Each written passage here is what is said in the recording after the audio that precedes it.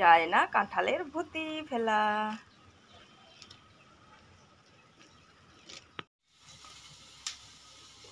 কাঁঠালের এই অংশটা ছোট ছোট করে কেটে নিতে হবে।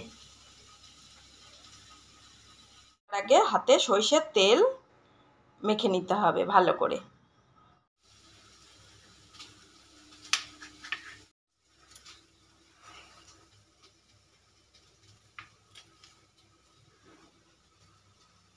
ভুতিটা আমার কাটা হয়ে গিয়েছে। কড়াইয়ে দিয়ে দিতে হবে জল, আর দিয়ে দিতে হবে কেটে রাখা ভুতিটা।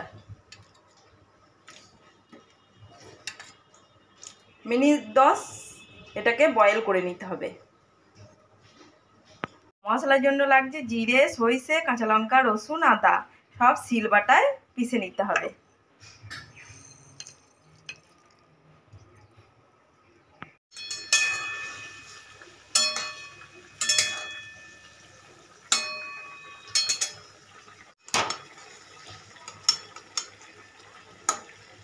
কাঁঠালের ভুতিটা আমার বয়েল হয়ে গিয়েছে।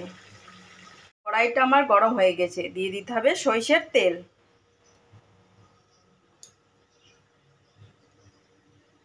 তেলও গরম হয়ে গেছে, দিয়ে দিতে হবে 5 ফোড়ন।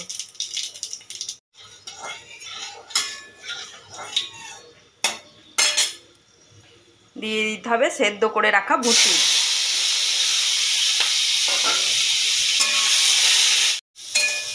ভুতিটাকে আমার ভালো করে তেলে নেড়ে নিতে হবে। ভুতিটা আমার ভালো করে নাড়াচাড়া করে বেটে রাখা মশলাটা দিয়ে দিতে হবে।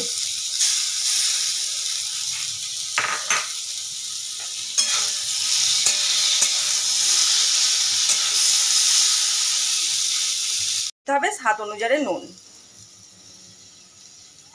দিয়ে দিতে হবে হলুদ, হবে লঙ্কা গুঁড়ো।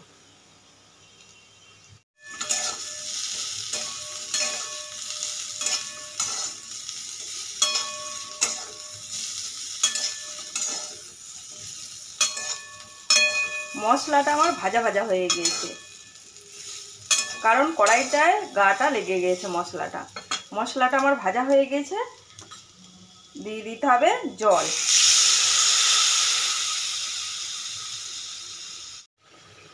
দিয়ে দিতে হবে স্বাদ অনুযায়ী চিনি।